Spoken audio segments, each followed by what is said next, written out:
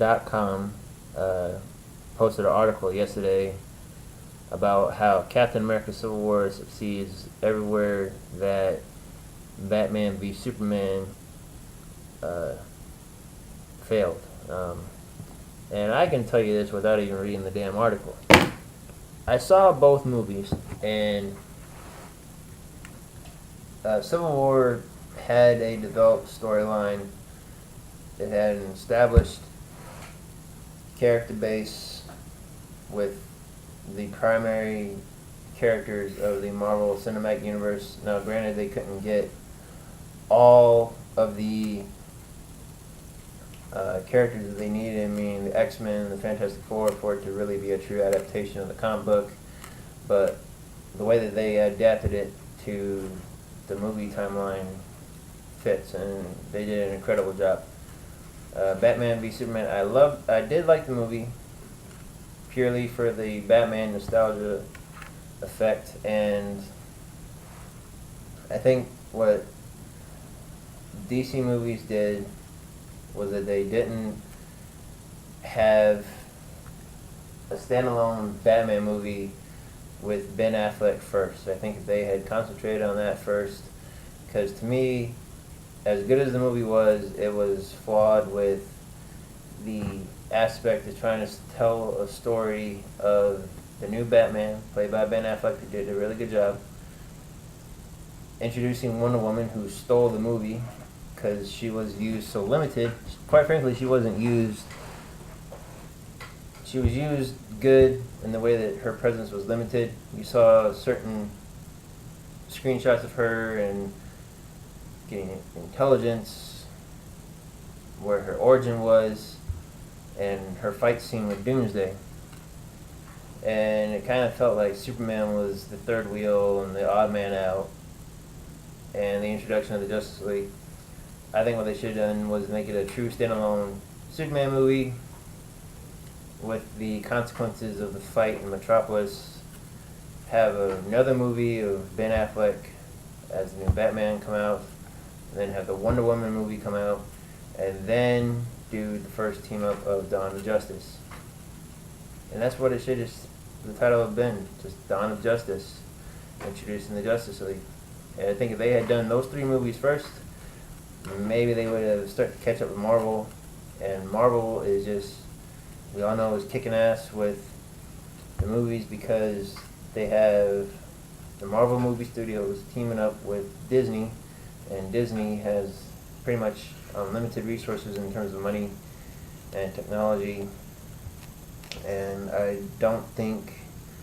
honestly don't think that DC will ever catch up to the level of Marvel, just because Marvel has continually built on success of their movies from the first Iron Man movie all the way to Civil War. And they're about to get into Thor Ragnarok, Spider-Man, which everyone's excited for, and I really like the new Spider-Man. I think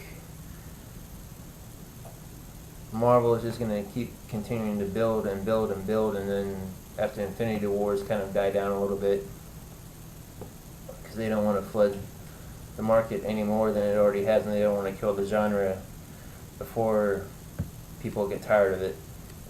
And there's already a little bit of moviegoer fatigue, but we all go because we're so emotionally invested in these characters, with everything from our childhood to those who have kids now want to take their kids and have them enjoy have the same feelings of, excitement, wonder that they had when the comic books came out, the cartoons came out, and even the first Superman movie, the first Batman movie with Michael Keaton.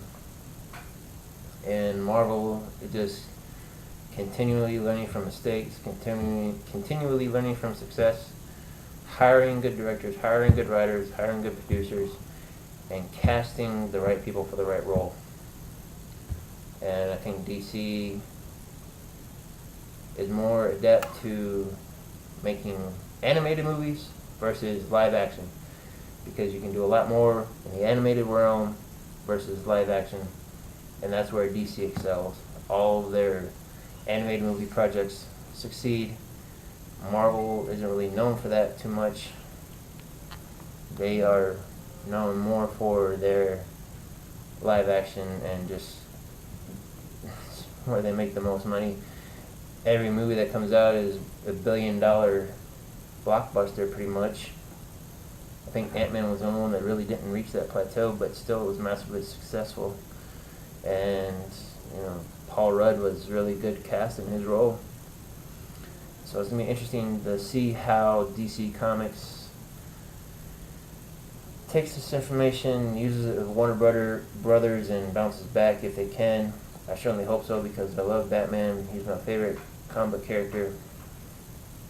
But the movies really introduced me more to the Marvel world, and I really like Captain America. I love Iron Man. So it's going to be really interesting to see how this plays out in the next couple of years. Let me know what you guys think.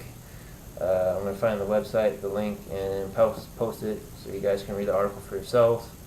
But it's more of a 17-picture slideshow, more like 16-picture slideshow, where Marvel succeeds and pretty much DC fails. And that's pretty much the breakdown of the entire article. So I'll talk to you guys later.